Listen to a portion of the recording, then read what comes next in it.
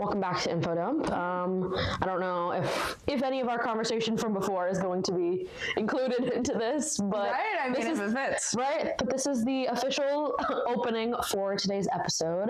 Last week we talked about Titanic, the actual tragedy. This week we're going to be talking about Titanic, the film, and Maddie's favorite director, James Cameron.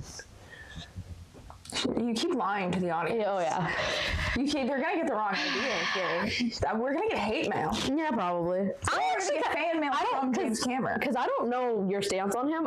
From what I researched, he doesn't seem like a bad guy. From what I know. Oh no, I have personal beef with him. Oh, okay. I have personal beef with him. Okay, because you haven't explained. No, I have like one tidbit from Avatar, but that's about it. So. I have a lot of tidbits from Avatar, but they're not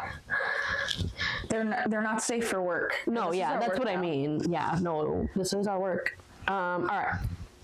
So, for my portion of today, I'm going to talk about the entire film, the plot, some historical context, James Cameron, and then Maddie asked me to research some of the budget for costuming. Yeah, that's what I'm interested in. So, I have some of that in there, and some other fun facts. I have a whole page of fun facts, actually. Hell yeah. All right.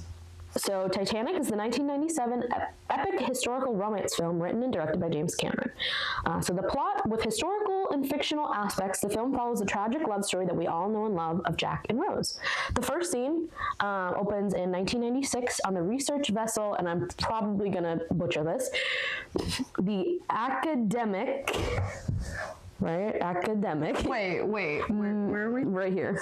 Oh, yeah, Academic. Academic Mistival Keldish. Ooh, hello? Yeah. I've abbreviated it to AMK. Is it Russian? I haven't watched it yes, for a minute. Yeah. It's Russian, yeah. Which is interesting. Because I don't believe the people who originally found the Titanic were Russian.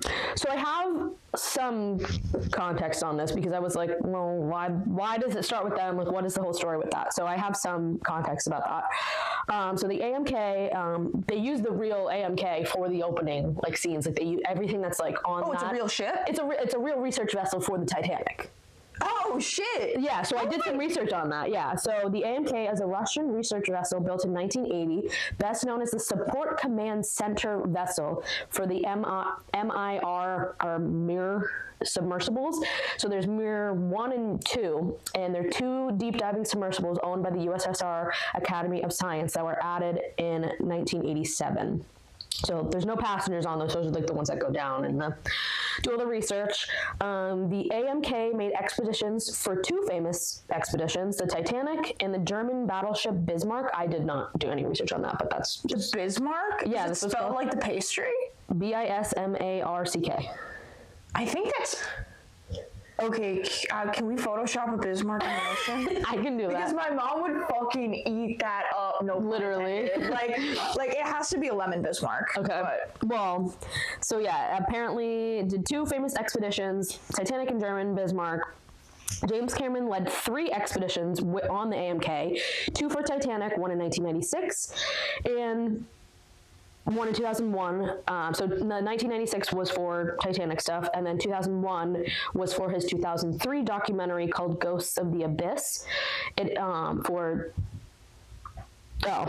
of the Abyss. The third expedition that he went on was for the Bismarck in 2002 for Discovery Channel.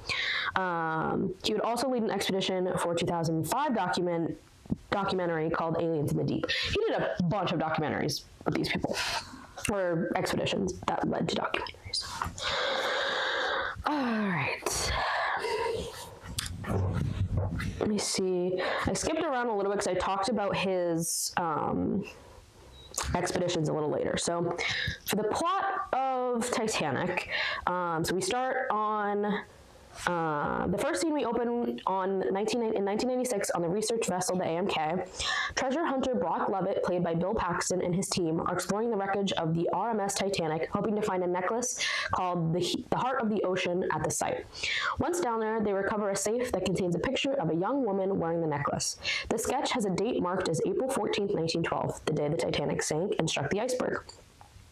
A news report is released on the voyage, and 100-year-old Rose Dawson Calvert, played by Gloria Stewart, reaches out to the crew to inform them that she is the woman in the drawing, with the hopes of helping locate where the necklace may have landed in the wreckage. Rose and her granddaughter go to the research crew and recount her days on the Titanic. So, where did they find there was the painting that Jack drew in the thing. Yes. Where did they find it? In a safe, on the bottom of the, in the Titanic, on the ocean floor. Oh. I watched the first 45 minutes of the movie just to kind of. Are safes watertight? So no. So okay. So based on, I wanted to watch the whole thing, but you guys know it's 3 hours long, so I did not get to watch the whole thing. But I watched the first 45 minutes to get kind of that information, because I know the story of the love story, at least, because that's not historically accurate. That's a fictional story. So they get the safe, they open it, and the water just leaks right out. All the papers and documents that are in the safe are pretty much destroyed by water, but they have it in their little laboratory. They have special preservation tools that they take it and they dust it off, and they put air on it to kind of get all the water off and get all the sediment off. I'm sure it's not completely accurate, and I'm sure the image wouldn't have been as easily depictable if it was real life. But they did cover their ass on that. Yeah, so it's fairly accurate, cool. I would assume. Yeah, so they do a whole research thing, and right. I mean, he knows his stuff a little bit. You got a point in my book. So just for this one. So the 100-year-old Rose is on the ship with her granddaughter, and then they all ask her about the story. They're like, "Oh my God, can you explain what happened on the Titanic, if you remember, blah, blah, blah." So now the entire love story of her and Jack on the Titanic is in the foreground while we kind of hear her talking over it as a memory. So we jump back to 1912. Hours after the ship had departed from the dock, 17-year-old wealthy and poised Rose I don't like her last name. That's so weird. Played by Kate Winslet, is boarding the ship with her fiance and mother. Unhappy with her engagement, Rose attempts to jump over the ship's stern, but is stopped by our leading man, Jack Dawson, played by Leonardo DiCaprio. He is a poor, nomadic artist who wins 2 third-class tickets to the Titanic in a poker game and travels with his friend Fabrizio. Oh, yes, I forgot about him. We follow their friendship turned romantic pairing for the next 2.5 hours plus. DiCaprio and Fabrizio. Yes, their relationship. Exactly. Okay, wait. Okay, do I just have to remake DiCaprio films in weird ways with weird? Just make him gay? Because I did that with The Great Gatsby, and now I gotta do it with the Titanic. God. I'm gonna put this on the other side. I feel like I'm talking this way. Right, it's Gay-tanic. Gay-tanic. No. Oh my God, I meant to tell you this. I took a screenshot of it. There is Gay-tanic. Gay-tanic. There is Gay-tanic. It's called Titanic with a Q-U-E, and Frankie Grande's in it on Broadway. They're doing it on Broadway. I took a screenshot of it. This is what I meant to say. This is what we're going to see. Yes, actually. Let me see if I can fucking find it. Yeah, it was Titanic. I didn't look into it further than the screenshot that I took. This was almost time to set sail aboard the Titanic. Oh my God. Frankie Grande. I have to look more into it, but yes, I took a screenshot so I could remember to tell you that at this point. We'll look at it after, yeah. Did you do your research on the things that parodied the Titanic? No, I didn't. Okay, that's right. Anyway, so the next 2.5 hours of the movie is the classic tale of Romeo and Juliet, another DiCaprio movie, and the pairing. Holy crap, my writing is so tiny. As the classic tale starring Leonardo DiCaprio, Romeo and Juliet, the pairing is frowned upon. Google Docs changed Rose to Romeo, which is really funny. So it says Romeo's mother, but Rose's mother and her fiance obviously don't want them to be together because he's obviously engaged to her and he's a nomad and doesn't have any money. So We cut to, it's just kind of a lot of back and forth of them just like living on the ship, and they're like kind of falling in love with each other. So then we cut to the scene of paint me like one of your French girls or draw me like one of your French girls, whatever that iconic line is. So they do that scene. That scene, I have it listed later in here, but basically DiCaprio can't draw. So that was James Cameron who drew that. He like actually drew that entire thing, and they mirrored his film, like the film, so it looked like it was DiCaprio drawing that, hilarious. But it's actually Cameron. Yeah. And all the drawings in the entire film are by Cameron. Okay, what? Yeah. Where does he find the time? Dude, where does he find the time to do a lot of this stuff? Movies take fucking 9 years to release, actually. Actually, it's making sense. It's making sense. Yeah. So, Rose sneaks Jack into her room and asks for him to draw nude, only the necklace. After some more sneaking around and a sex scene of them in a car on the cargo hold, people on the top deck see the ship colliding with an iceberg. Cal, Rose's fiance, finds... Are they fucking when they hit the iceberg? I think so. Or it's like literally right after they go upstairs and it's happening. Like it's within moments if it's not current, like at the same time. Love that. Yeah. Because I could not watch 3 hours of that. Valid. It's so long. Cal, Rose's fiance, finds the picture that Jack drew of Rose and has his valet plant the necklace on Jack to then frame him for theft. Jack gets arrested and he's locked in the office, and Cal pockets the necklace. As the Titanic's sinking, women and children are escorted to lifeboats. Rose gets Jack out of the office, and they head up to the main deck, where Cal is urging Rose to get on a lifeboat. He says Jack will board him and Jack will board the next one. Cal wraps his jacket containing the necklace around Rose, and as she's being released down onto the lifeboat, she jumps back onto the boat, as she doesn't want to live without Jack. Enraged, I don't know where, because obviously, like I said, I didn't watch it, so I don't know where this comes from, but it says, enraged, Cal grabs a pistol. Like, was he just carrying a fucking pistol on him, I guess? He chases them around the whole deck while it's sinking with the pistol. Yeah, so, because that definitely happened. Right, and then they escape, and then Cal leaves on a lifeboat because he pretended to be a child's father. Because it was all like, women and children go first. And he was like, oh, well, I'm someone's father. And he got off. Yeah. Is he supposed to be modeled after a person? I don't think so. I don't think any of so Jack, Rose, and Cal, that whole, like, that storyline is obviously fiction, but there is a real Jay Dawson that died on the Titanic that James Cameron found out after he had written the whole story. That's crazy. Yeah, he just came up with Jack Dawson, and then later on they were, like, in Nova Scotia, and they found a grave site that said Jay Dawson. Holy shit. Yeah, so they were like, wait, what? That's wild. So I don't think he's modeled after anybody. As the flooded boat sinks and the stern rises in the air, Jack and Rose grab onto the railing. The ship splits in two, and they're taken underwater.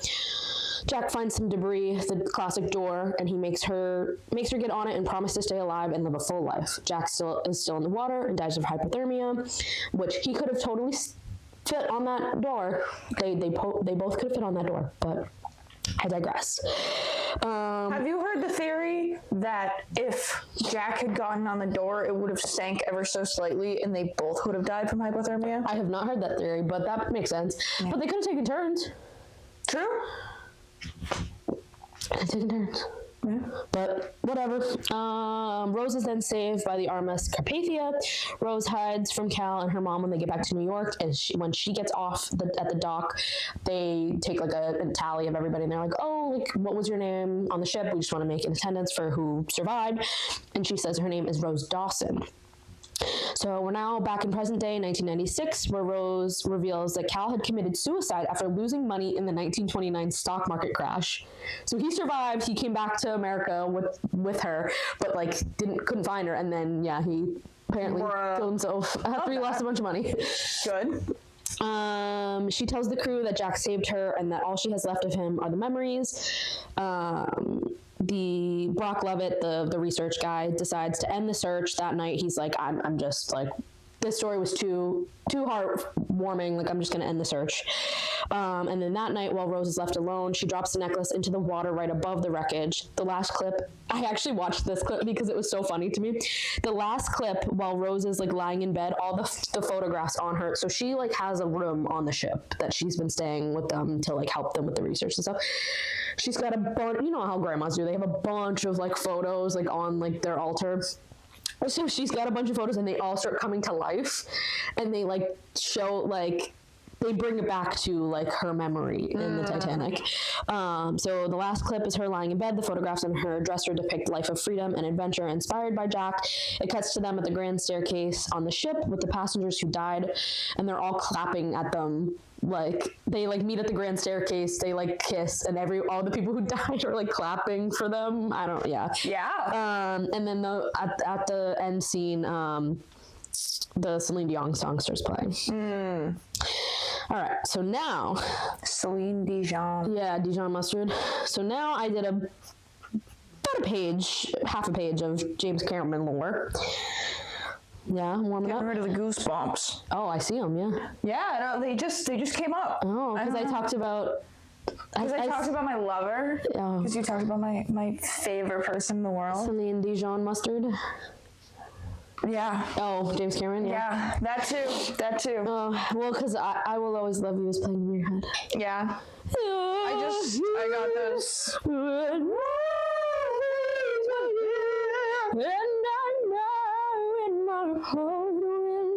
Have you been seeing? Whatever. There's one person who does a really good Cher impression, and it's like do Tyra Banks' monologue as Cher. And I saw that. No, I want to see that. So, is it "I Will Always Love You" or "My Heart Will Go On"? Is that what's the name? How dare you! I have never in my life yelled at a girl like this. When my mother yells at me like this, it's because she loves me. Wagon Wheel Watusi. Yeah, those keep showing up on my feed and they keep fucking sending me. Love that. When my mother yells at me like this, it means she loves me. Okay, Tyra. All right. So James Cameron, Canadian filmmaker and deep-sea explorer, known for writing and directing very famous movies like The Terminator 1 and 2, Aliens, The Abyss, our favorite, Avatar, and of course Titanic. And then I wrote in parentheses, bro was married 5 times.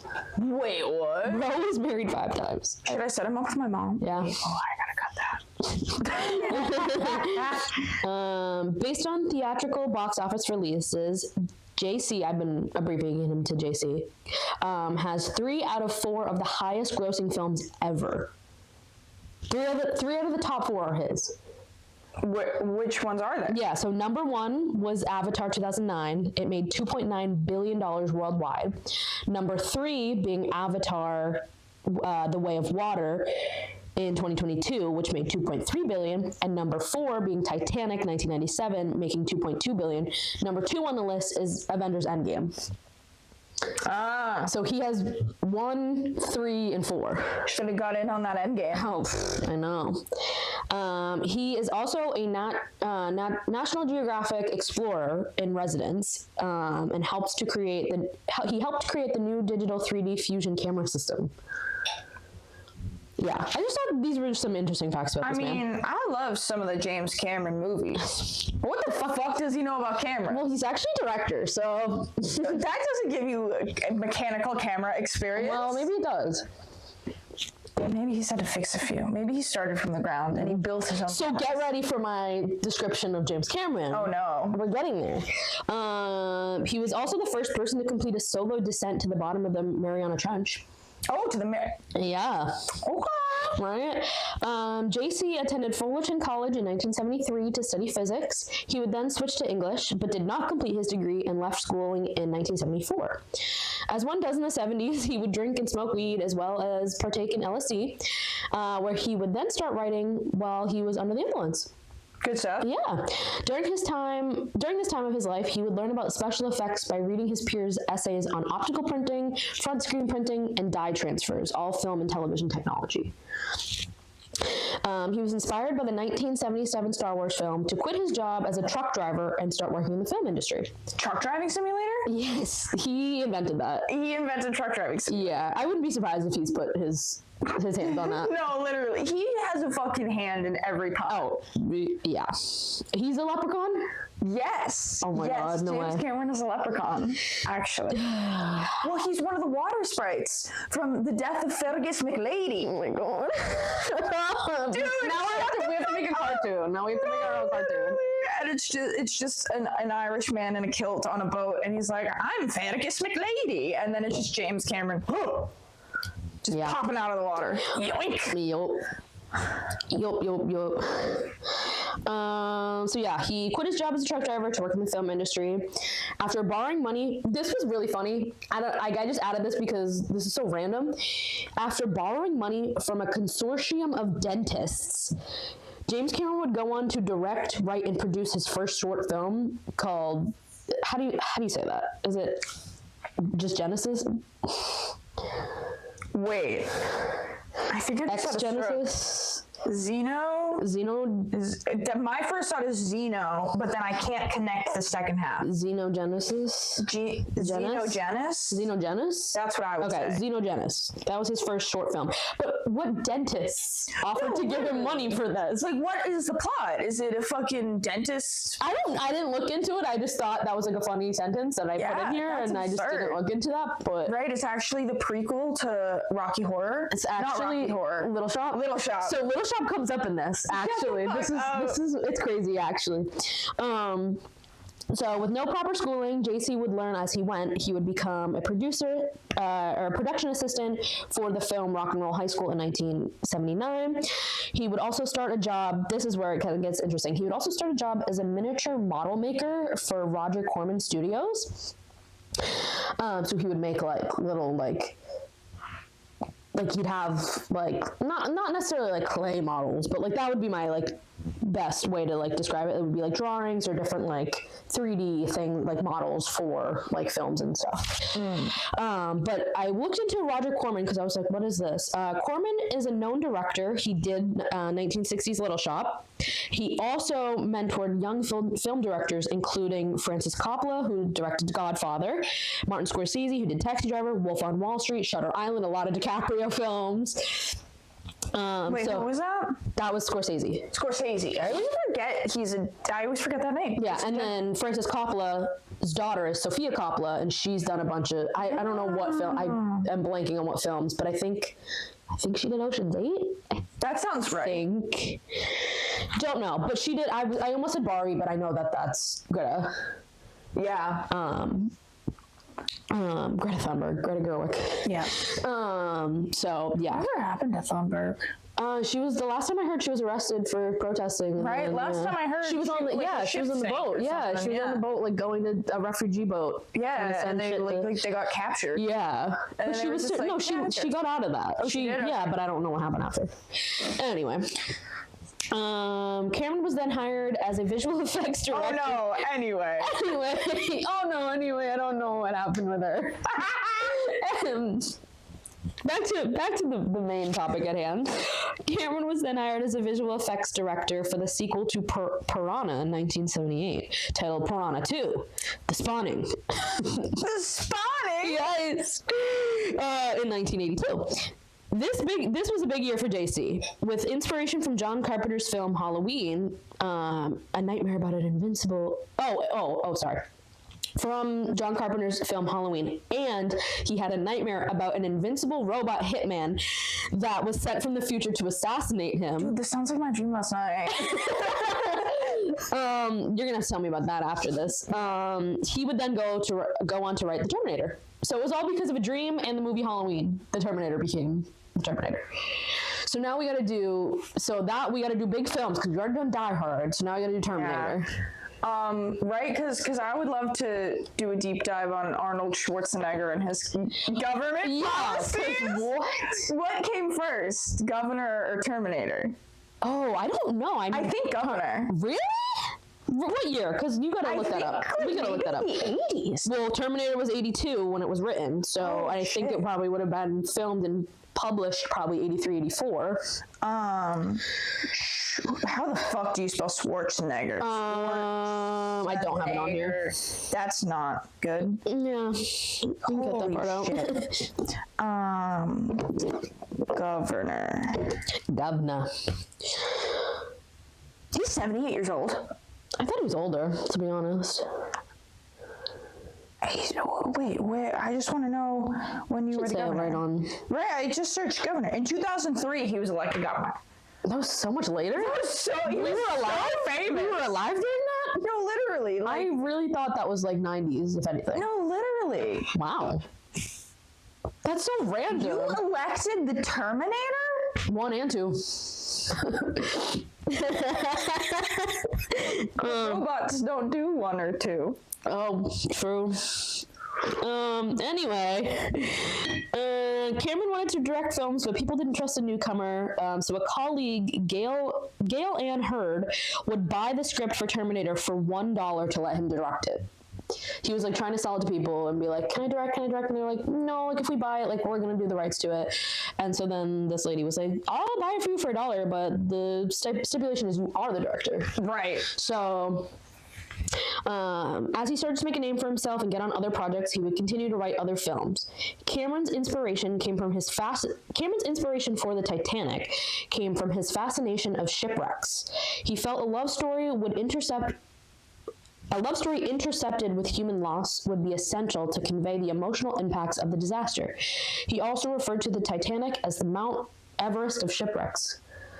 You're not wrong. Yeah. You're not wrong. I saw an infographic while putting together my slides, and it was the size, or the depth of the Titanic is 1,200 feet, I think. Something like that, yeah. And Mount Fuji is slightly shorter than that. So you can climb Mount Fuji before getting to the Titanic. Wow, that's crazy. Yeah. Well, you'll never get to the Titanic as a human. This is true. You have to use other. I'm too scared of the bends. Yeah, exactly. Cameron was reckless to explore the life that he had turned away. Restless, not reckless. Cameron was restless to explore the life that he had turned away from when he switched from science to the arts in college. Felt. Cameron, hit me up, baby. Thought you hated this man. No, but now we're bonding. Okay. Well, yeah. So this was funny too. After an IMAX film of the Titanic in 1992 was made from footage of the Titanic wreck, Cameron sought out Hollywood for funding for his own expedition of it.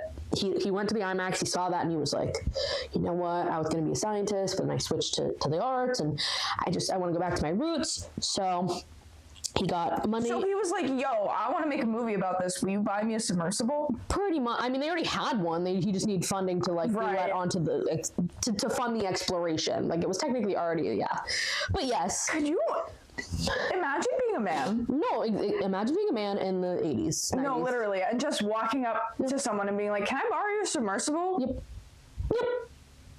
Also, I almost forgot this. I have to tell you it. It's so important. Okay. You and I are submersibles. Oh.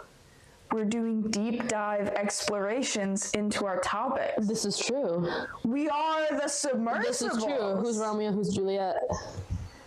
Who would kill themselves first? Oh, probably me. Probably me, like by accident, not on purpose. Like Romeo and Juliet. I would think we were gonna do a suicide pact, and then I would drink the poison, and then you come back and be like, hey, bitch, I was waiting. No, literally. Waiting for the go ahead. You said. Homie, like. What time is it? Yeah. Yeah, that's. No, exactly. So we're gonna film Romeo and Juliet infodump style? Yes. Dumpio and Toiliette. Dumpio and what was their last names? The Capulets and the Montagues? We need something with that. Capulets of laxatives. Right, my first thought was like the Capulet. Have you ever heard of a ghost tablet? So we make Romeo and Juliet, but they're all ghosts. It's all it's a ghost. Yes. It's Halloween Town, Romeo and Juliet. Yes. Calabar's Revenge, Romeo and Juliet style. Yes. What the fuck was his name? Mercutio's Revenge. Mercutio. Yeah, what was the other one? Benvolio. How did you get that? Yeah, no, it was Dude, Benvolio. you kidding me? I know my names. I love that. Benvolio. Yeah, Benvolio. Yeah. That's what we should call my mom's first husband. Yes. No, because it's kind of similar. Yeah. I'm like, where have I heard that before? No, yeah. You say that name all the time. No, you don't. No. You say the other one. Close enough. So yeah, Cameron put on his big boy pants and asked Hollywood for money, and they were like, here you go. He said he was more motivated by the desire to see a shipwreck than to make a film, honestly. Fucking valid. You know what? Hunting down shipwrecks in Minecraft.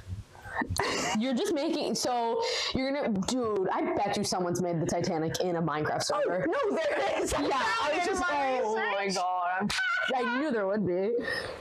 So we're gonna go to that, can we go to that fucking map? Yes. Okay, bet. Tonight. No, we have to. It's $6. Okay. The Titanic game. Yeah. All right. I'll pitch in a couple bucks. Okay. But also, I can't wait we're doing a wiki speed run for a Patreon episode. I cannot wait because the amount of wiki I've been on. No, I'm so. The wiki speed, dude, I could get to so many. Like, I think we should have Avi give us the things though. Yes. I think we should have him be like, from Genghis Khan to marshmallows in my toilet. Like yes. Something absurd, because I feel like if I give you something, you're gonna be able to like get to like it. I feel like ours are gonna be connected. Yeah. So anyway.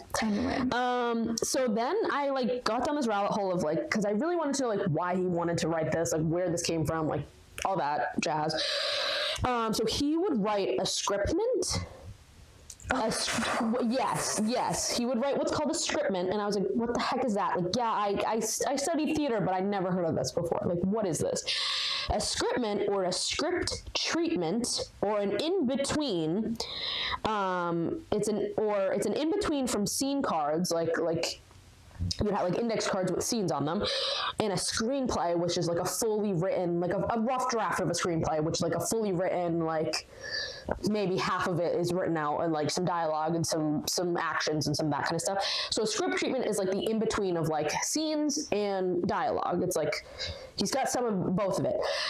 So he came up with this, by the way. He came up with this word. The scriptment is something he came up with. I've never heard of her. No, yeah. I like looked it up, and it was like first discovered by James Cameron. He came up with it. He came up with, because he had more than just like scene cards, but he also didn't have enough of a screenplay written. Right. So it was like an in-betweener. So he came up with that. He called it a scriptment. And he pitched it as Romeo and Juliet on the Titanic. Producers were skeptical because he's known for action films, but they reluctantly accepted as they wanted to work with him. I guess, yeah, he is known for action films. Yeah, he's known for, I mean, Titanic is kind of an action film. Like, it's just a different type of action. Right, like the chunk of it is a romance film, yes, but there is action on it. I mean, here's a sneak peek at my my episode on touching base on the Avatar movies, but you make a beautiful world that is gorgeous and intertwined, and flora and fauna thrive, and then you throw a fucking American war on top of it. Anyway, yeah. At least the Titanic is like it's a cohesive. shipwreck in the ocean. Right, it's pretty cohesive. Yeah. So yeah, they were basically like, well, I guess we'll work with you because you're an up and comer, and you have, or not an up and comer. At this point, he had already had Terminator out, so they were like, let's work with you. He would then convince the network Fox to promote it based on the publicity he was getting from going to the wreckage. So he had already started going to the wreckage. People were like, oh my God, does that mean he's going to write it? Like, what's happening? So then he was like, hey, Fox, I'm already getting people on this. Let's get the party going. How soon after?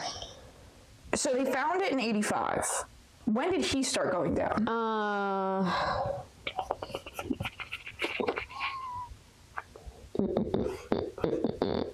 Where is my note on that?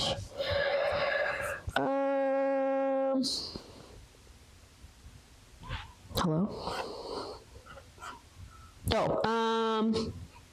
96, and the movie came out in 97. That's a quick turnaround, actually. So I don't know if that was, I feel like it was maybe off by a year or two. Yeah, it said it came out in 97. It says here that he led three of the 3 expeditions, 2 for the Titanic in 96 and 2001. I feel like he probably did it a little bit earlier than that. Right. Probably started it in like 95, 94, and then finished in 96, wrapped up, and then had everything ready for the film for 97. Right, because expeditions are timed based on when they end. Right, so it says here that he watched the IMAX film Titanic in 92. So, and then was inspired to go after that. So at least probably 93 to 96 was roughly the... We could find that IMAX. Oh, 100%. I'm sure we could. So I didn't have that exact... Well, okay, so production... Yeah, actually, I do have it right here. Duh. Production began September 1st, 1995, when Cameron shot footage of the Titanic wreck. Ah. So...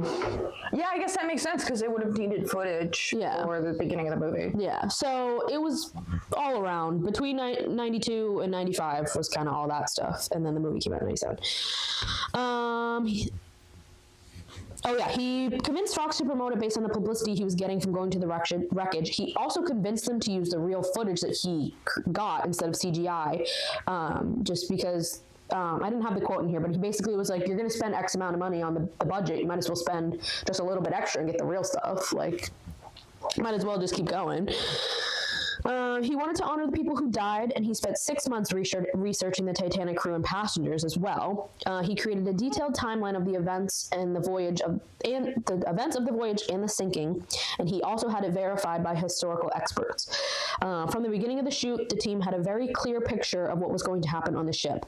Cameron said that it set the bar higher in a way. It elevated the movie in a sense. We wanted this to be a definitive visualization of the moment in history, as if you'd gone back in the time machine and shot it.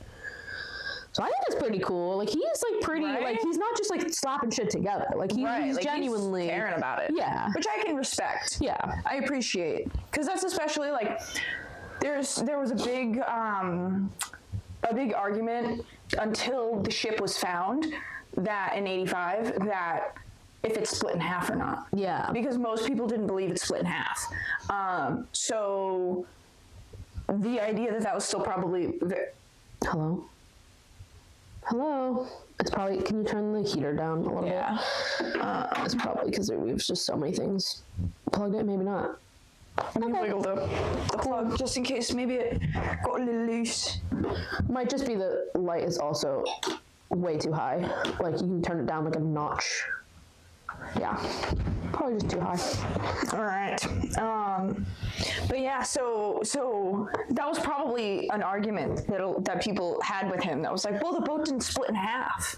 Yeah. And like, yeah.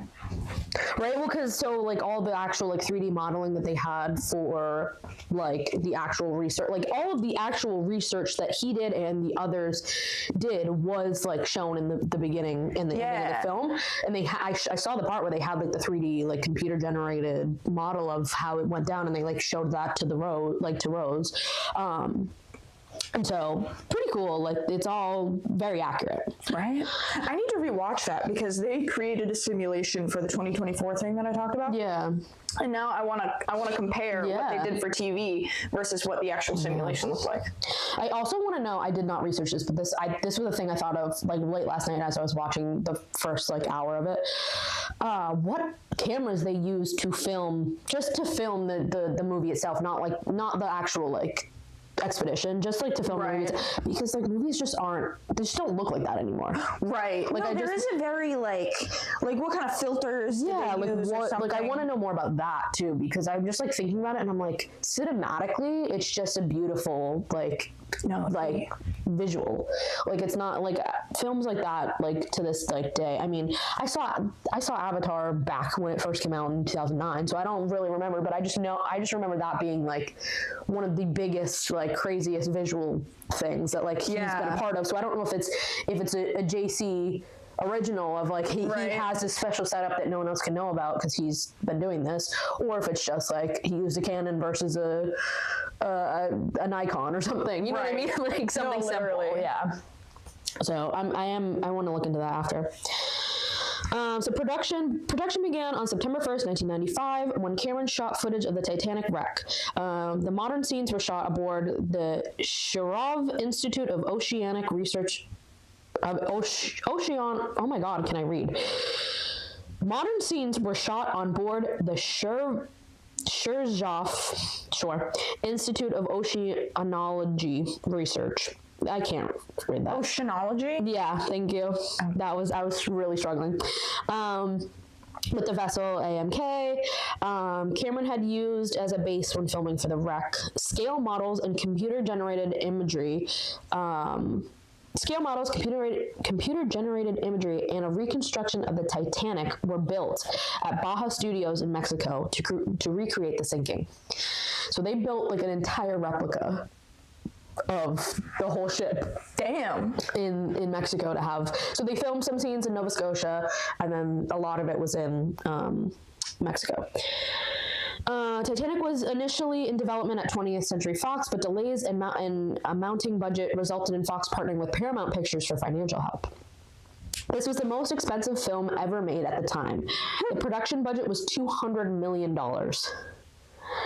Filming took place from. Oh, this is also what I guess I didn't put this together when I was writing it, but filming took place from July 96 to March 97, and then it would premiere at the Tokyo International Film Festival on November 1st, 97. So that's a pretty quick turnaround. That was a pretty quick turnaround. Holy shit, dude. Yeah. I can't even get that turnaround on our episode. No, deadass. It was released to box offices in America on December 19th, 97. So it was in Tokyo before it was in America. Interesting. Because it was a film festival. I don't know if that was right? a special thing just for that. Right, but I have to... Does Tokyo give a fuck about the Titanic? I have to wonder. I don't know. I mean, I feel like they've got enough, of their own tragedies to, focus on and care about. Why do they care about the Titanic? But it was a film festival. Maybe there was just... Right? Maybe other major films, he just was, he submitted and they were like, yeah, fuck it. Right? But, yeah, but I guess it did start in Europe, so I guess it's not quite just an American thing. Yeah, but. So, it was released to America December 19th, 97. Titanic was the first film to ever reach the $1 billion mark for sales. Damn. A quote from James Cameron about the story. I probably should have put this way before I started talking about the production, but this is back to his... why he wanted to write it and that kind of stuff. The story could not have been written better had it been fiction. The juxtaposition of rich and poor, the gender roles played out until death, women first on the lifeboats, the stoicism and the nobility of a bygone age, the magnificence of the great ship matched in scale only by the folly of men who drove her hellbent through the darkness. An all above lesson that life is uncertain and the future is unknowable, the unthinkable is possible. All right. So that was a pretty cool quote from him. Yeah. And then I found some information about the building of the replica. Harland and Wolff were the Titanic builders. They opened private archives to the crew, sharing blueprints that were previously lost. Fox acquired 40 acres of waterfront in Playas del Resortio, I'm definitely butchering that, in Mexico, and began building a new studio May 31st, 96. That was the day, that was fucking... 84 or 74 years earlier, that was to the day was the launch of the Titanic. Yeah. And then they also, this is just insane, there was a tank of 17 million. Why does it say that? 17 million US gallons. Why does it say that? Because I think that they measure gallons differently places. Okay, I guess 64, or in parentheses, 64 million liters. Yeah, because I guess gallons are U.S. Yeah, I guess. I guess you don't need to specify. No, it's just funny. It's just funny. No. Because I clearly just copy and pasted this section because I was like, I just need this information, and now I'm just reading it verbatim. Maniac. Yeah. It was built for the exterior reconstruction ship, providing 270 degrees of ocean view.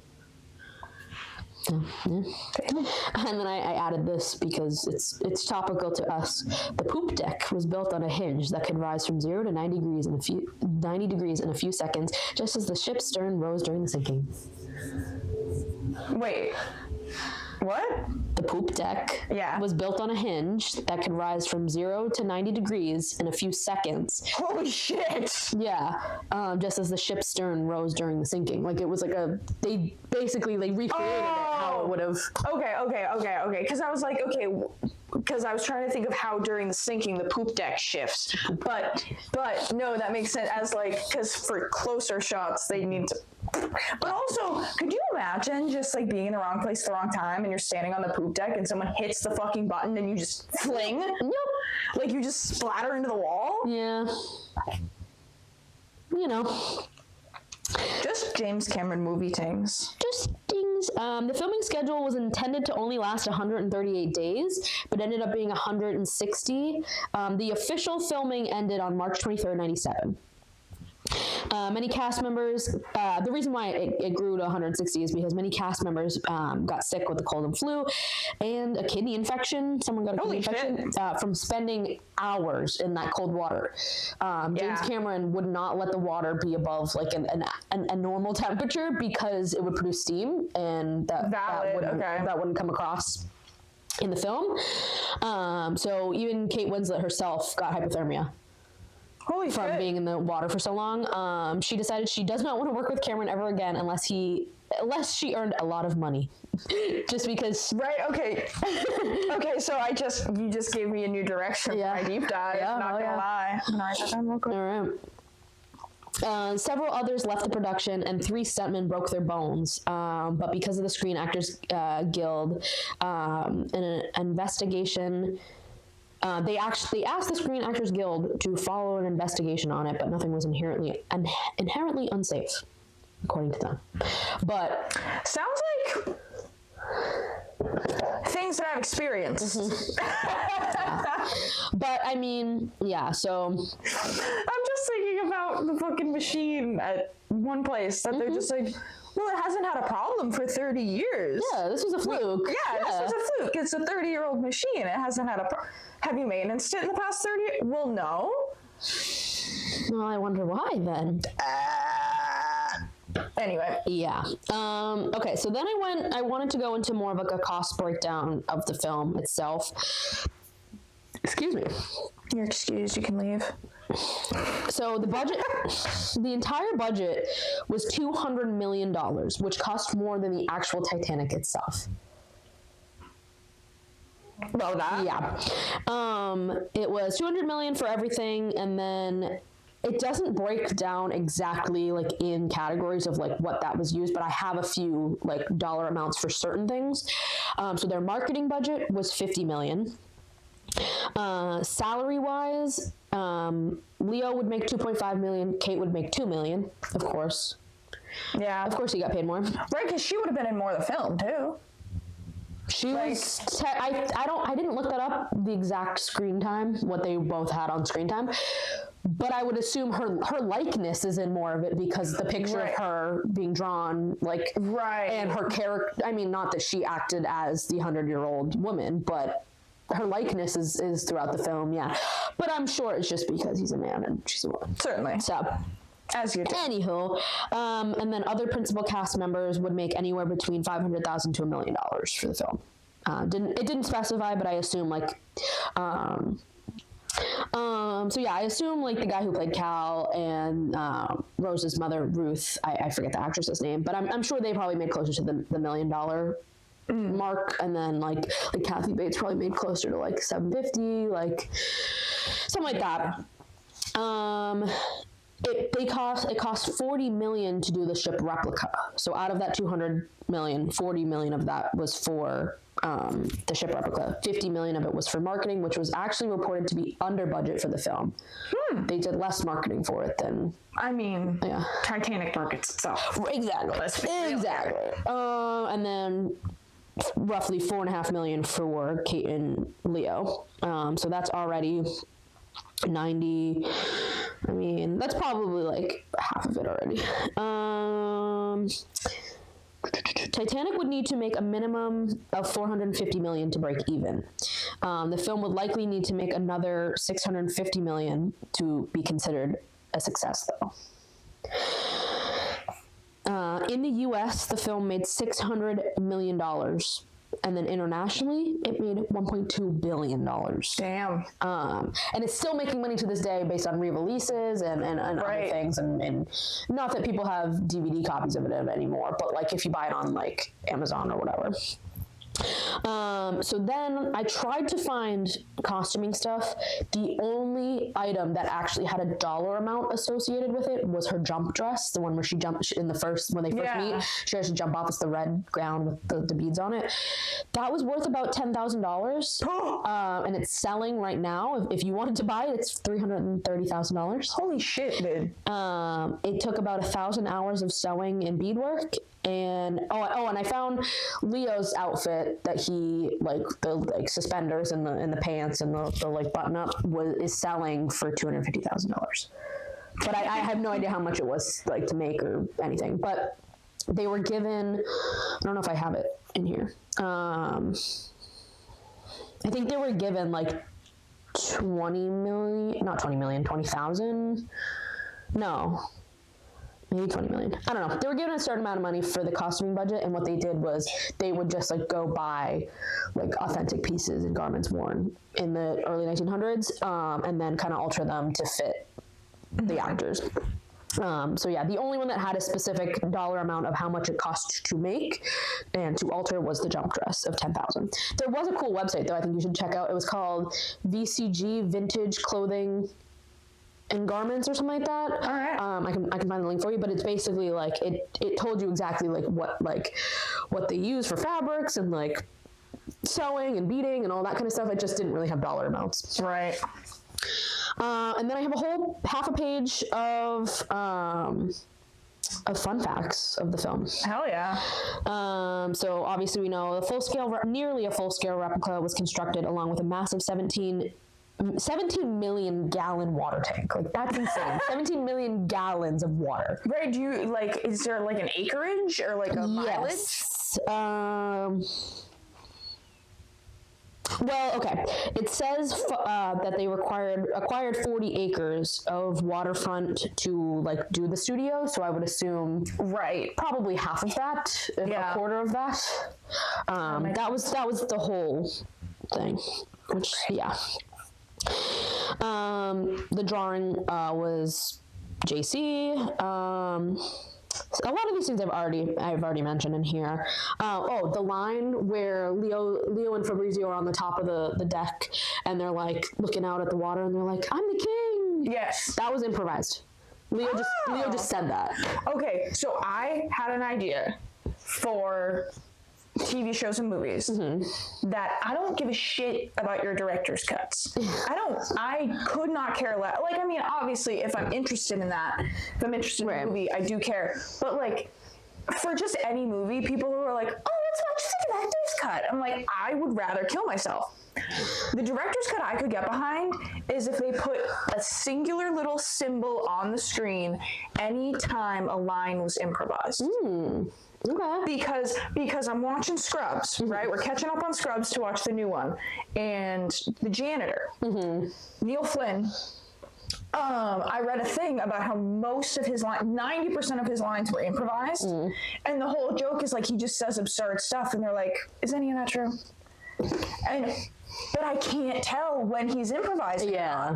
And I want to know. Yeah, no, there was, me and Nevin were talking about watching Wicked director's cut, but I've heard a lot of Wicked, it's not necessarily improvised, but a lot of it is rephrased just because of how Cynthia and Ariana just like engulfed these characters and just became them and kind of just more method acting. Yeah, rather than like reading line for line. Right. So, but I'm sure there is. Most of the time you can tell in stuff like that when characters go off script like that, because especially in Scrubs, because Dr. Cox, that he's constantly talking and going really fast, so his little monologues, he doesn't always get the minute words the same as the script. The subtitles go off the script. Yeah, not exactly. what they're saying. No, exactly. So I love it when I'm like, oh, he messed that one up. Yeah, no, I noticed that in Gilmore Girls. Yep. Yeah. Because they also, the Gilmore Girls is like, they'll have a page of dialogue that's normally would take like the average person 2 minutes, but they'll get it into 1 minute. Like they ramble. I feel like that's part of why I like that show. I feel like I could do really good on that. I feel like I ramble when I'm talking here. No comment. Oh, this is a really funny one that kept coming up for fun facts. So during their filming in Nova Scotia, a prankster laced their clam chowder with PCP. And that caused them like delays on filming and a bunch of shit. Banksy, is that you? Yeah, Banksy revealed himself. Yeah, I know. That's why he's in my head right now. But did they ever find out who? It was just somebody on the crew. They never know. Okay, it was a crew person. It wasn't like a random. I don't think it was someone who was supposed to be there for sure, but they didn't say if it was like a production assistant or like an actor or anything. It was somebody who was supposed to be there. They didn't just like run onto the set. Right. It wasn't just like, because I'm like, oh my god, could you imagine just being a random person with a vial of PCP and just like walking over to a vat of clam chowder and just being like, So Kate Winslet had also begged for the role after reading part of the script. She would send letters from England to James Cameron to be like, please let me be in this. I really want to be in it. So she begged for it and then decided after she worked on the film with him, like, yeah, I'm good. oh my god, I love that. Never mind. Whoopsies. Whoopsie-daisy. Don't meet your heroes, kids. Yeah, literally. The entirety of the film that's not like in present day, like in 1986, totals 2 hours and 40 minutes, the exact time that the ship sank. And then the iceberg collision was also the same exact time. Like he made it exactly what it was. Yeah. That's wild. Yeah. The scene where the water hits the grand staircase actually had to be filmed in one take because after that it would have been destroyed. Matthew McConaughey was actually going to play Jack, but JC fought for Leo. Oh. Yeah. I don't know. Matthew McConaughey. I don't know what he looked like in the early 90s. I know what he looks like now. So, like, I don't know. I feel like he would look too old for it. Like, I feel like he's always just kind of looked older anyway. Like, as I'm thinking of how to lose a guy in 10 days. Yeah. He looked so much older than I'm sure he was. So yeah, I don't know if Matthew McConaughey would have been good for it. That would have been weird. It would have been a little creepy. Yeah. I feel like he's just too, like, southern. Yes. Like, too... All right. Exactly. All right. Like, I just feel like that was improvised. Really? Yeah. I'm actually quoting Dennis, quoting Matthew McConaughey. Oh, okay. Yeah. So you know. Yeah. We sweating. All right. Dude, crazy. I hate Dennis with a burning passion, but Glenn Howerton? Glenn Howerton is so good. Yeah. Let's see. Oh, so you've obviously seen Titanic before, so you know that there's like a scene where they have like their walking dogs like on the deck. Yeah. So James Cameron had filmed some scenes of dogs swimming, like because they would have fallen off the ship and they would have had to swim to survive. He filmed a scene of that, but it was like eventually it was just scrapped from the film. Yeah. But yeah. Fucking Marley and me over here. Yeah. So. Dude, that was okay. New Titanic idea. Movie of the Titanic, but perspective from the dogs, Marley and Me style. No, fucking Beverly Hills Chihuahua style. That's the movie. Me and Nevin spent an entire Saturday night doing a movie marathon of Beverly Hills Chihuahuas. As you should. We watched all like 3 or 4 of them, whatever the hell. I love that. Yeah. I went to a birthday party at a movie theater to see the second Beverly Hills Chihuahua. Also, they changed the whole cast in the second one. It was so bad. Yes. It was so bad. Yeah. No, I thought they were so much better than they were. Wasn't George Lopez in one of them? He's in the first one. I think after the second one, they just because we watched them back to back. This is before when movies came out a year later. You wouldn't remember who the actor were. So when we watched it back to back, we were like, that was clearly not the same person. Yep. So it's just funny. You can't get away with that shit now. Yeah, he ended up scrapping the scene about the dog. So I wonder if that's somewhere in the archives. I'm just imagining like dogs doing water therapy. He's like, no, he's actually yelling at the dog, go swim faster, go, you would have been drowning. Doggy paddle for your life. No, literally. James Cameron didn't want any music in the film, but a composer, a lyricist, and a lyricist with the collaboration of Celine Dion came up with, and they wrote the whole thing, My Heart Will Go On. It's an original piece just for the film. That's pretty cool. And they pitched it to James Cameron, and they were like, please, can we have this song in the film? And he was like, I don't know. And he was like, yeah, fuck it. Why wouldn't you want music in your film? I mean, because obviously there's a score. Yes. But he was talking about like lyrical music. Yeah, I believe so. Yeah. I think probably just because I don't think so, but this could be like a theory of like it makes it kind of like less serious. Right. Like, that was also, right. It has more of a documentary feel if it doesn't have lyrics. Yes. Like it's less of like a and I think because just his films in general, like Terminator doesn't necessarily have that. I think that's just maybe not in his realm of like, maybe he doesn't know how to like add music with lyrics to a film like that. Like maybe that's just not in his realm.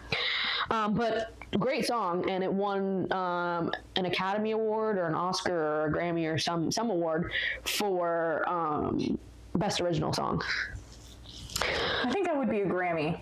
Yes, but I think like Grammys are music, but I think because it was film, I don't know. Right, because my thought would be if it won like best song, etc., it would probably be a Grammy. But if it won like best end credit song, right, I think it an Oscar. Right, I don't know, some Academy Award. Yeah.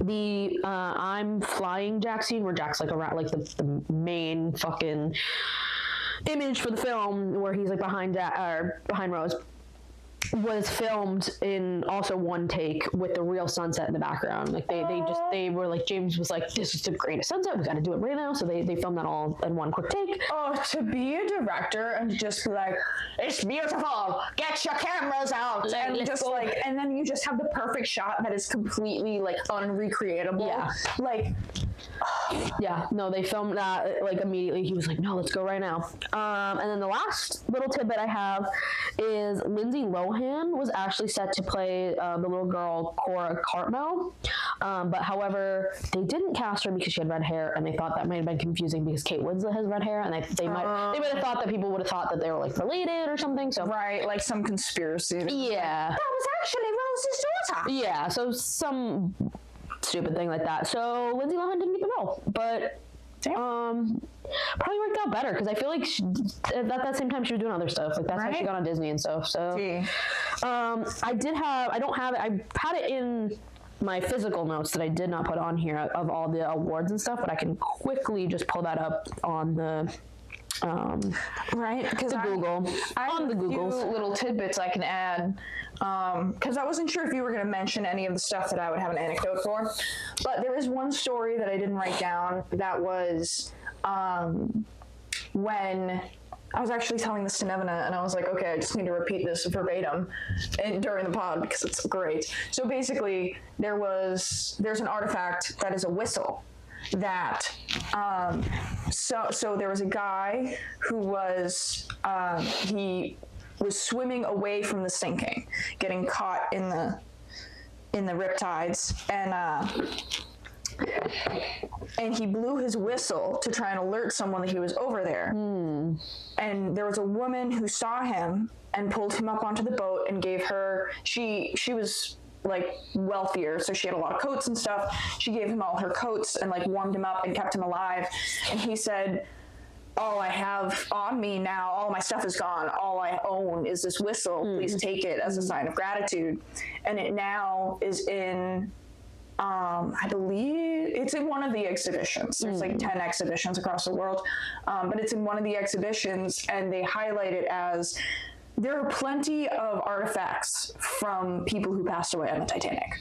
There are hardly any artifacts from survivors of the Titanic. Yeah, exactly. And I just love that story. I think it's so cool because even the woman came out later when she donated the whistle. She was like, you know, like, I'm so proud to have this. Yeah. And to have saved a person in that scenario. Right. But like, because me and Nevina were talking about how, like, you just don't think about that stuff. Like, like you're in the moment and you're like, oh, this is a stupid whistle that I got 10 years ago. Das. Right, exactly. Like and then, yeah. Exactly. So, yeah. That just made me think of, like, insane how everything was so analog. Like how like your birth certificate, your social security card, your identification, everything would have been lost. You would have gotten back to New York when they got everyone off, and you just would have had to start completely fresh with nothing, no information, no, literally nothing. Especially if you weren't already an American too. Like if you came from Europe and you were like, and you don't have any of your documents and everything got lost. Like just, I couldn't imagine. Like just, I gotta cut this out. Fucking nationalism started because they didn't have their papers. Womp womp. Yeah. Was Ellis Hello. Ellis Island. Was it Ellis Island? That what you said. Yep. Was that thing still a thing?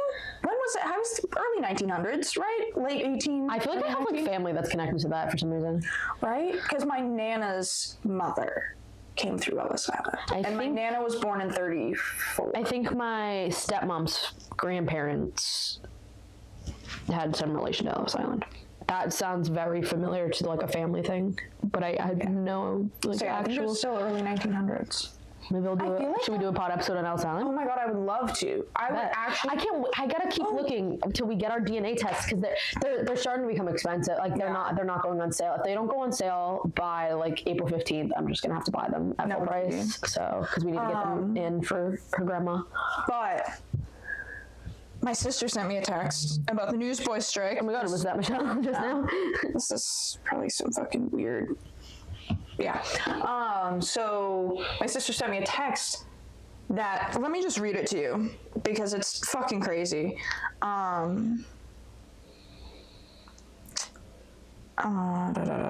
Where'd she go? National Park Service removes Lowell Mill worker films. What? They removed all of the information about the woman who worked in the mills. Oh, shut the fuck up. Yep. So where do you do you remember going to the Lowell Mills? I never. No. I didn't go to that because that was too far away. That's crazy. And we technically had a mill in my hometown. Okay. So we did a lot of research on that. We never got to go into it because there was like a bunch of chemicals and shit. And it was going to the Lowell Mill. Fuck it. Dude, I think we should do like all Massachusetts stuff, like and do New England stuff because we grew up and all that shit. No, and also because I would do a whole fucking episode about Hopedale. I could bust out a fucking episode about Hopedale right now. Pop my pussy to Hopedale. Real quick, so in 3rd grade, we learned about textile workers and the struggles of women in the Lowell Mills. And we were supposed to go, I was enthralled as an 11-year-old with the plight of women, because as you can tell where I'm at now, but, so I was enthralled, and then we're going on a Monday. The field trip is on a Monday. I get sick on a Friday. Yeah, I think you told me this story. Dude, I'm still butthurt about it. I'm still so upset. So my mom was working like hefty hours, early mornings, and so I have a stomach bug. I've eaten one noodle the whole weekend. And a singular rotini. And it's Monday morning. I turn on the TV because I'm staying home from school. Backyardigans comes on. Backyardigans. It's like 9 o'clock-ish. I'm like, okay, I can do this. And then I look at the clock and I picture in my head the clock in the classroom. And then I remember the permission slip that said buses leaving at 9:15. And I called my mom at work crying. Because I was like, I can't go to the Lowell Mills. I'm really upset and I don't know what to do. And she's like, well, I can't get you to the school. I work in Boston, so I can get to you within the next 15 minutes and get you to the school to get on the bus. Do you want me to come home and drive you to the Lowell Mills to meet your classmates? And she's like, you probably won't get there till like lunchtime, but we can try. And I was like, no, it's all right. Like, she's like, yeah, it's probably gonna be over by the time we get you there. So I was like, no, it's all right. So I missed it. We went back in 4th grade, but instead of focusing on the workers, we focused on how fucking textile mills work and how the locks work, which was stupid. Because Hopedale they made the parts for the looms. Like they weren't like they were a textile mill to make the parts. Right. They didn't actually do any of the textile work though. Yeah. But yeah. Here is the Wikipedia page with all of the Academy Awards. Yeah, so what is an Academy Award? I think that's any of them. I'm pretty sure. Oh, well, hold up now. Oh, this is so different on a fucking iPad. What is Academy Yeah, so, Award? yeah, because I tried looking up, it just brought me to fucking Academy Award for Best Original Song. No, I think Academy Awards are it's its own thing. Oh, An okay. Academy Award is its own thing, separate from Grammy, Oscar, Tony, Emmy. Oh, damn. They are the Academy Awards are, well, hold up now. Why is this the 70th one? I don't care about the fucking 70th one. Basically, what I think it is, it's like elites in the Academy, like the like people, Right. like judges for the Right. Academy that then have their own fucking thing. Anywho,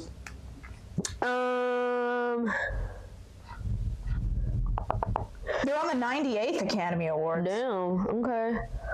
Well, Titanic won Best Motion Picture for drama, Best Director, Best Original Score, and Best Original Song at the Golden Globes. Winslet and Stewart were also nominated for Academy Awards. Blah blah blah blah blah. Okay, can we see what they won or what they? Yeah, so they also, like I mentioned this before, but they were still making fucking money off of it way later because they did like a 3D Yeah. version of it, and like they did re-releases, and then like the 100th year anniversary, like all that stuff. At first I was like, it has not been 100 years since the movie came out. No, but 100 years since the Titanic. Titanic was the second film to receive 11 Academy Awards after the films Ben-Hur, Lord of the Rings. Oh no. After Ben-Hur. Lord of the Rings, Return of the King matched the record in 2004. In 2017, La La Land would tie the record for having the most Academy Award nominations. Fucking really? The number of nominations would then be surpassed by Sinners in 2026, like this past. Damn. See, and I was like a just week looking ago. at them and I was like, why the fuck did Sinners win so much shit? Like, is this literally right? Dude, no, it was so good. I watched the first half of it. It was really good. Like, just Michael B. Jordan just is so good. Mm-hmm. Like, the amount of people that, like, just praised him after his acting in that movie was... And the film itself, like, the story of it is just, like, incredible. Do you know what the best animated feature was this year? Hoppers? I'm just kidding. No, apparently that's not a children's movie. Apparently, like, we need to go watch it. It's apparently, like, not a children's movie. Fucking that. Yeah. No, and what animated This film is came so out? fucking funny. Do I know it? You haven't seen it, but you know it. What came out this past year? I literally don't remember. I don't keep up on movies, to be honest. K-pop Demon Hunters. Oh my god! Yeah, We have to watch it. Because this is so topical too. Because have you seen the discourse about Leo with the fucking thing? No. Dude, okay. Did you see they did the song at the award show, the K-pop Demon Hunter song? Okay. I don't remember that song. Yeah. They gave them all the people in the audience like these fucking like fairy light. There's like a globe with like a stick, and it was lit up, and they were all like, you had to like do it to the thing, and they cut like just next to Leo, and on both sides they didn't have him in it because, dude, like just I want to see him like. Someone has to have that on film. Yeah. Like, come on. Titanic also won various awards outside of the U.S., including the award of the Japanese Academy for Best Foreign Film. Yeah. Where's, like, the actual fucking awards that it won, though? Like, not just nominations, people. Okay. We start a film company. Mm-hmm. And the name of this film company is the number 4. And films. I mean, there's gotta be... So when people look for foreign films, we come up. I mean, A24, 4N, yeah. I think, isn't A24, that was like their meeting room number. Was it? Oh, Yeah, that's cool. no, that was like Okay, a thing. 423. No, literally, like, I love it. Yeah. Yeah, I guess. It's just telling me what other films, like, fucking also made award, like, got nominated at the same time, or, like, out-nominated them, whatever. But it won 11 Academy Awards. That's all I have here. It doesn't actually freaking Okay, wait, list them it down. won 11 Academy Awards Yes. at the Oscar ceremony?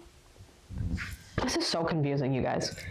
What the fuck is an Academy Award? I'm looking up Academy Awards. Yeah, so he won Best Picture, Best Director, Best Cinematography, Best Original Song, Best Film Editing, Best Art Direction, Set Decoration, Best Costume Design, Best Sound, Best Visual Effects, Best Sound Lighting Editing, Best Original Dramatic Score. But what else went up in the same year? Like, I'm just thinking, was Titanic the only one that really went up in 97? What was it compared to? That's what I want to know. The Academy Awards are the Oscars. It's the same thing. It's the same thing. Okay. It's the same thing. Okay. Just call them the Oscars then. No, literally. Holy shit, okay. So yeah, they got an Amanda Award, an American Music Award, an American Society of Cinematographers Awards, an Annie Award, an Art Directors Guild, Artios Awards, ASCAP Film and Television Music Awards, Billboard Latin Music Awards, Billboard Music Awards, Blockbuster Entertainment Awards, Blue Ribbon Awards, BMI Film and TV Awards, Bogey Awards, Brit Awards, British Academy Film Awards, British Society of Cinematographers, Caesar Awards, Chicago Film Critics Association Awards, Cinema Auto Society, Critics' Choice Movie Awards, Czech Lions, Chicago Film Critics Association Awards, Cinema Auto Society, Critics' Choice Movie Awards, Czech Lions, Dallas-Fort Worth Film Critics Association, Danish Music Awards, Director Guild of America Eddie Awards, Empire Award, American Film. We're only at the E's. Mm-hmm. I think we can be done. I think it's won every award it could ever have won. I'll scan. We got Golden Globes. Yeah. We got Hollywood Film, Guinness World Records. For what? For the amount of 10 Guinness World fucking records. Okay, now we're on a whole rampage. Okay, but like, does James Cameron have an EGOT? Does Leo have an EGOT? He doesn't. Okay. Titanic movie world records. Oopsie.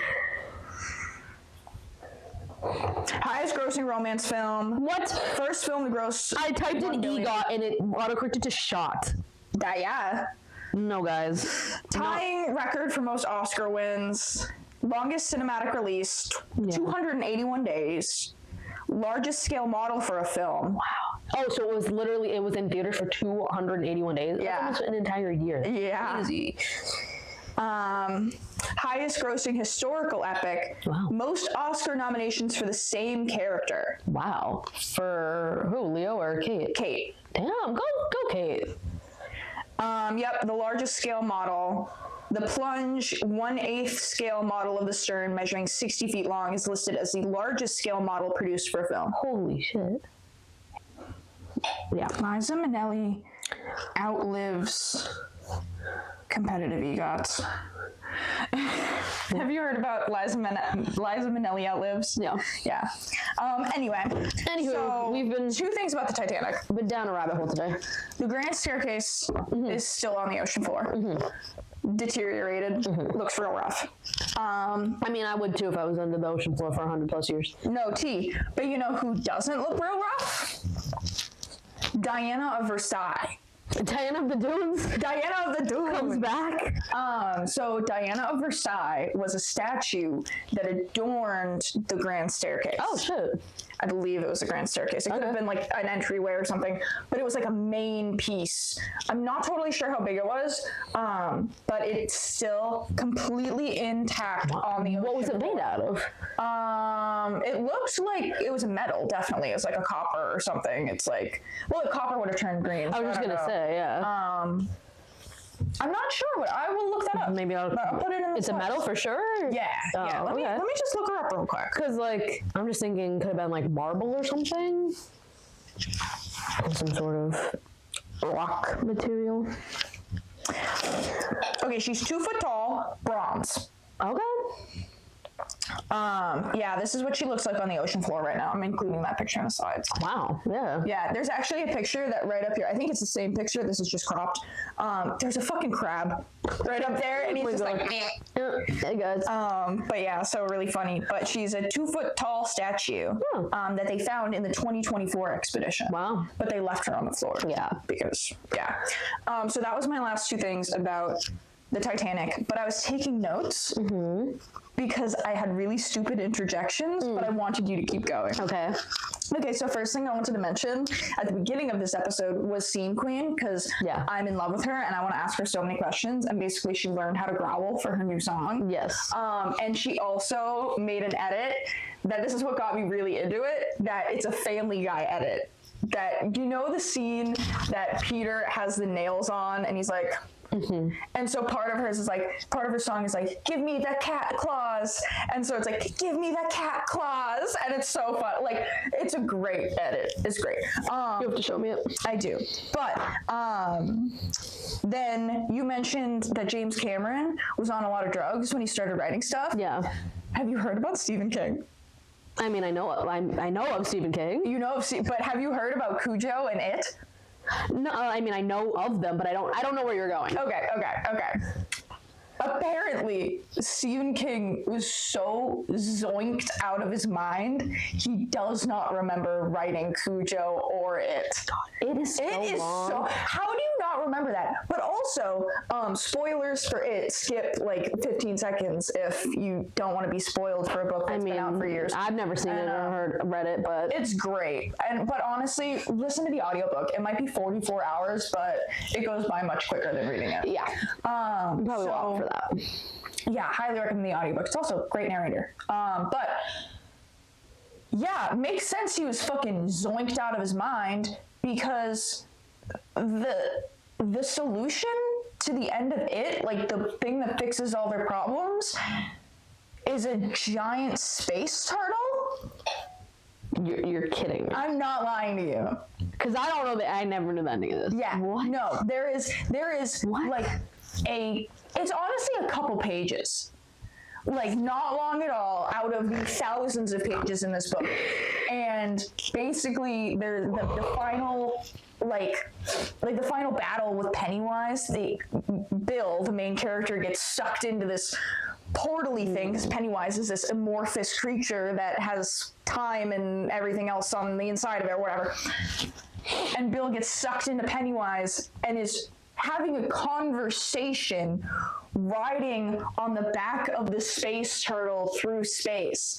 And the way Bill survives is the space turtle flings him back out of Pennywise. So I really had to mention that because that's one of my favorite stories. Just that, could you imagine being so zoinked out you don't remember writing about the giant space turtle that's the main protagonist in your book? That would be Nevena. No, yeah. Yeah. So Nevena, Stephen King. Yeah. The last thing, because you said oceanology. Yes. I And that's could a not lot say of that. O's. Could not say that word. It's a lot of O's, but you know what has more O's? Do you know what you better know what this is. Oology. This was a trivia question, like 4th grade at the Boys and Girls Club. I swear to God. I could maybe make an educated guess, but no, I don't. I want to hear your educated. Like, ology gives me like it's a science. Certainly. So yeah, maybe like an owl, or like something with an like a something like that. I don't know. Okay. It's a science. I don't know. My sister, when we did this trivia thing, I love to add this anecdote because I think it's actually fucking valid. Because I was like, I don't know what the fuck this means, and my sister said the study of tea because of oolong. Oh my God. Is like, that real? That's big brain shit. No, okay. That's wrong. No, okay. That's But that's kind of, because she's kind of onto something with that. No, right? That's big brain shit. No, yeah. Oology. You're going to lose your mind. Think about the letter O. Circleology? The study of eggs. Shut up! Yeah! Shut up! You Oh said my God. oceanology, and I was like, oology? Wait. Eggology. Yeah. So, and I remember that because O's look like eggs. So it's, I guess. it's a large egg and a little egg next to each other. Okay. And then oology. All right. Is that my quarter life crisis? Yeah, you're gonna be an oologist? Yeah, I'm gonna become a neurologist. Oh, please, that'd be sick as fuck. Oh, I would love that. Like, that would be such a passion project. Right? Like, Love eggs. Your thesis would be what came first, the chicken or the egg? Thank you for watching our episode on the Titanic. I hope you enjoyed. Hope you enjoyed our info drop that came out a couple weeks ago as well. Yeah. We have some other content coming out later on. We will have, for May, we'll have the Rosetta Stone and foreign languages. We'll also have wartime animals. And we'll also have another little info drop about soda and World War II. Yeah. So get ready for that. It's gonna be a military kind of month. Veterans Month, Veteran Appreciation Month. Because then we're gonna do Pride Month, and then we don't want anyone saying no shit. Yeah. So we got you, veterans. You know. We got your back. We got you.